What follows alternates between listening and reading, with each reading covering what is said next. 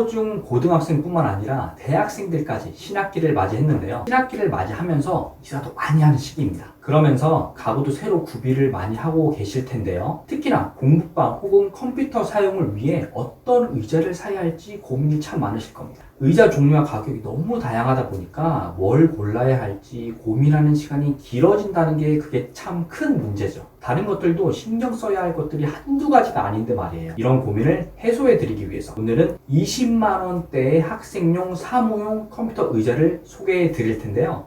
이 싸구려 티 안 나면서도 기능도 출중한 의자들만 골라왔으니까요. 영상을 끝까지 보신다면 의자를 고르시는데 분명히 큰 도움이 되실 겁니다. 그 전에 여러분들의 구독과 좋아요는 제가 양질의 영상을 계속 만드는데 큰 힘이 되니까요. 잊지 말아주세요. 지금 바로 시작합니다. 우선 제가 조사한 추천 의자 탑 3를 먼저 보여드리고 자세한 설명은 하나씩 해보도록 하죠. 첫 번째 제품은 이케아 예르프 피알레트입니다. 깔끔한 흰색으로 압도적인 디자인을 보여주는 제품이죠. 가격은 27만 9천 원입니다. 두 번째 제품은 바투스 센터르 G1 에어 제품입니다. 좌판까지 풀 메쉬 제품에 허리를 잘 잡아준다는 후기죠. 가격은 29만 8천 원입니다. 세 번째 제품은 듀오베 Q1 에어로입니다. 역시 풀 메쉬 제품으로 좌판의 탄성이 상당히 좋은 제품으로 알려져 있습니다. 가격은 21만 9천 원이죠. 잠시 먼저 의자들의 장단점과 자세한 기능들을 소개해 드리기 전에요.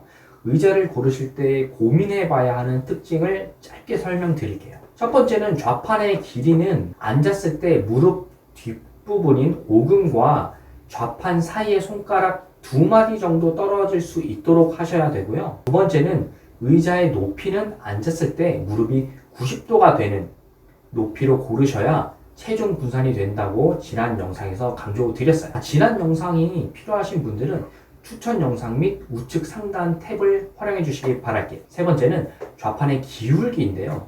좌판의 엉덩이 쪽이 많이 기울어져 있을수록 허리에 부담이 많이 걸리기 때문에 이 점 유의하시고요. 네 번째, 제품의 실사용 리뷰 중에서도 별점이 낮은 순으로 보시면 도움이 되실 겁니다. 그럼 각 의자별로 자세한 설명을 계속해 볼게요. 먼저 이케아 예르프 피알레트입니다.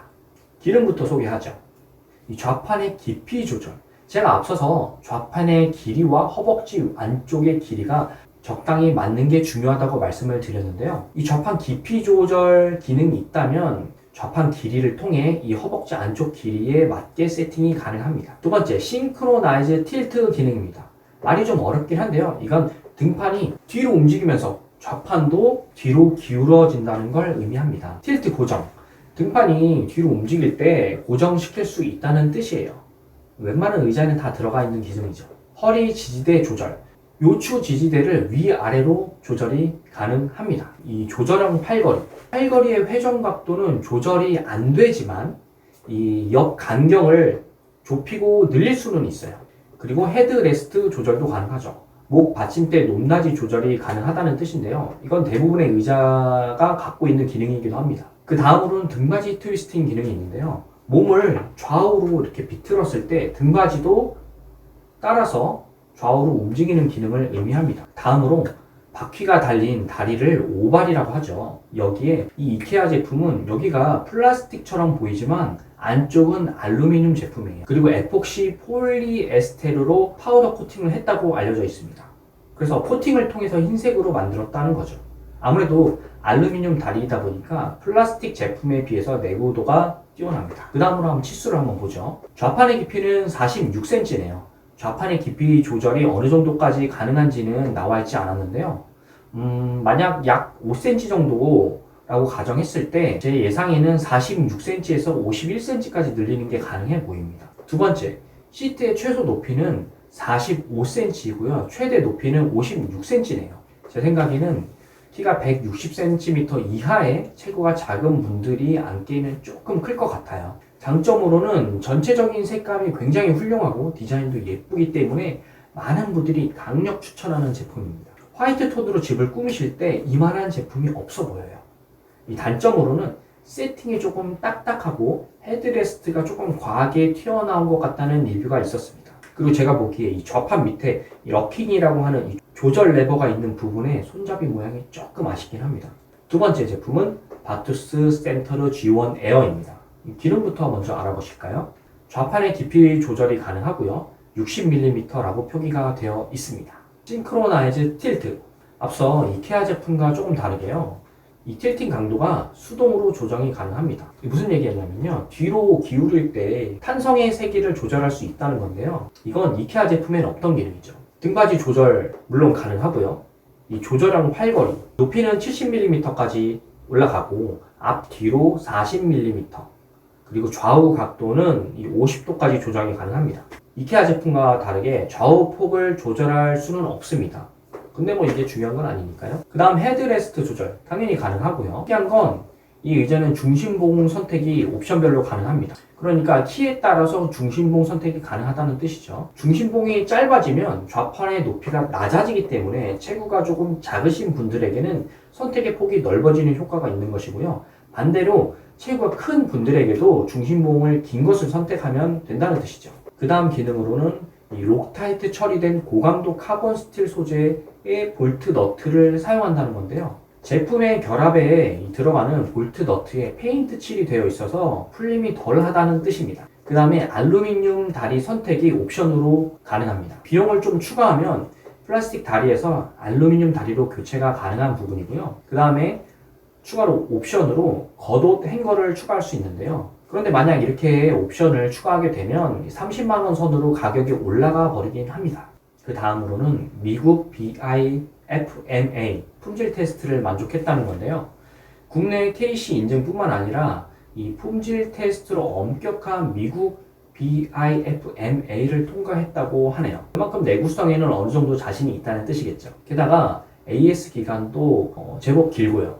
다음으로 사이즈를 한번 볼까요? 우선 좌판의 길이는 너비 480mm에 깊이는 530mm라고 되어 있는데 허리 받침이 튀어나와 있기 때문에 어디서부터 어디까지가 530mm인지 확인이 이 스펙상으로는 안 되고 있습니다. 다만 전체 사이즈에서 깊이가 638mm이고 좌판 사이즈가 530mm인 것으로 이 108mm 차이가 있는 것으로 보아서 등판 끝부분부터 이 좌판 끝이 맞닿는 부위가 약 100mm 내외가 아닐까 생각이 듭니다. 좌판까지의 높이는 사실 스펙에 나와 있지 않고요. 바닥부터 헤드레스트 전체 높이가 1170mm라고 되어 있네요. 중심봉 교체를 통해서 높낮이를 조절할 수 있다고는 되어 있는데 이 정확히 사이즈가 없다 보니까 구매하는데 조금 어려움이 있을 것 같습니다. 장단점으로는요. 장점은 메쉬 소재가 굉장히 탄력이 있고 허리를 잘 잡아준다는 후기가 굉장히 많습니다. 유격 소음이 없고 묵직해서 의자가 휘청휘청 잘 굴러다니진 않고요. 그리고 이 가격대에 이 정도 기능을 포함하고 있다는 게 저는 가장 큰 장점으로 보입니다. 단점으로는 좌판의 높이가 높다는 리뷰가 있는데요. 아무래도 메쉬 소재의 좌판을 쓰다 보면 쿠션 제품보다 이 럭킹 부분에서 좌판까지 높이가 높아지는 경향이 있습니다. 제품의 사이즈에는 좌판의 높이가 정확히 안 나와 있다는 게 조금 흠이긴 해요. 세 번째 제품은 듀오백 Q1 에어로입니다. 우선 기능부터 보시죠. 좌판 깊이 조절이 되는데요. 좌판 깊이 조절 범위가 안 나와 있더라고요. 다른 제품들과 유사하게 50mm 혹은 60mm 정도 예상해 봅니다. 싱크로나이즈 틸트. 등판은 약 16도 정도 움직임이 가능하고 좌판은 이에 따라서 3.5도 정도 움직임이 가능하죠. 틸트 고정도 당연히 가능합니다. 조절형 팔걸이. 높이는 70mm 정도 조절이 가능하다고 나와 있네요. 그리고 헤드레스트 조절도 당연히 되고요. 사이즈를 한번 볼까요? 좌판의 깊이는 정확히 나와 있지는 않은데요. 좌판 끝 부분부터 의자 끝까지 478mm인 걸 볼 수 있죠. 엉덩이가 등받이 끝까지 들어가진 않을 테니까 약 410mm 정도가 되지 않을까 예상이 됩니다. 이 바닥부터 좌판 높이는 440mm에서 최대 546mm로 이케아 제품보다 최소 높이가 10mm가 낮습니다. 장점으로는 마감이 괜찮다는 의견이 많았고요. 의자의 움직임이 굉장히 부드럽고 무상 AS 기간도 3년이라는 점입니다. 가격도 21만 9천원으로 앞서 소개해드린 두 가지 모델에 비해서 가장 저렴한 편이죠. 단점으로는 팔걸이 유격이 조금 있다는 점 정도네요. 장점도 크게 많지 않고 단점도 적은 어디 모난 곳이 없는 그런 모델인 것 같습니다. 20만원대 가격대 말고 다른 가격대 의자들에 대해서도 궁금하시다면 댓글로 어떤 가격대 의자를 구매하려고 고민 중이신지 남겨주세요. 제가 다음 영상을 만들 때 꼭 참고하도록 하겠습니다. 그리고 의자를 구매하시고 나서 주의사항 하나, 꿀팁 하나 알려드릴게요. 의자를 배송받고 조립하시기 전에 제품에 하자가 있는지 꼭 확인하시길 바랍니다. 제가 얼마 전에 겪은 일인데요. 의자가 집에 도착하고 나서 저는 바로 조립을 해버렸거든요. 조립하고 나서 좌판이 찢겨서 온 걸 발견을 했어요. 이건 제조 과정에서 찢어진 걸로 보여서 교환 또는 환불을 하려고 했죠. 그런데 조립된 의자는 환불은 안 되고 전체 교환도 안 된다는 답변을 드렸어요. 나름 이해가 가더라고요. 한번 조립하면 분해가 굉장히 어렵기 때문에 이걸 다시 분해해서 포장해서 다시 보내는 게 엄청 번잡스러운 일입니다. 그래서 조립한 후에는 결함이 있는 부품만 다시 보내주더라고요. 그리고 결함이 있는 부품을 반품을 하는 거죠. 어쨌거나 부품을 교체하기 위해서 다시 분리를 해야 했는데요. 좌판과 중심봉의 분리가 너무 어렵습니다. 한참을 분해하고 두들기다가 겨우겨우 중심봉을 돌려서 분리를 해냈는데요. 이 성인 남자도 이렇게 어려운데 만약 여성분들이라면 다른 사람 도움 없이는 너무 어려울 것 같더라고요. 아무튼 이 주의사항 꼭 기억하시고요. 오늘은 20만원대 사무 의자 이케아 예르브 피알레트 바투스 센터르 G1 에어 듀오백 Q1 에어로의 특징을 알아보았는데요. 이 20만원 정도 혹은 30만원대 정도의 가격대라면 어느 정도 퀄리티도 보장되었으면 좋겠고 여러가지 조절 기능도 기대를 하는 가격대죠. 그렇기 때문에 저도 이번 영상을 만들면서 여러 제품들의 정보를 비교하기 위해서 정보를 굉장히 많이 수집을 해놨습니다. 이 영상에서 다 소개해드리지 못한 20만원대 뿐만 아니라 30만원대 의자의 기능 그리고 장단점까지 정리를 해두었어요. 이 가격대의 의자 구매를 고민하고 계신 분들이 있다면 제가 가진 자료를 보시면 도움이 아주 많이 되실 것 같은데요. 필요한 분이 있으시다면 고정 댓글로 들어오셔서 연락처를 남겨주시면 제가 자료를 보내드리도록 하겠습니다. 그리고 이번 영상이 도움이 되셨다면 구독과 좋아요 잊지 마시고요. 제 채널이 워낙 작아서 구독을 해두시지 않으면 다시 찾기가 굉장히 어렵습니다. 그리고 여러분의 의견을 댓글로 남겨주시면 다음 영상 제작에 큰 도움이 되니까요. 잊지 마세요. 그럼 오늘 영상을 끝까지 봐주셔서 감사하고요. 오늘은 이만 마치겠습니다. 여러분의 고민하는 시간을 아껴드리기 위해 다음에도 의자와 관련된 좋은 정보로 찾아뵐게요. 오늘은 여기까지.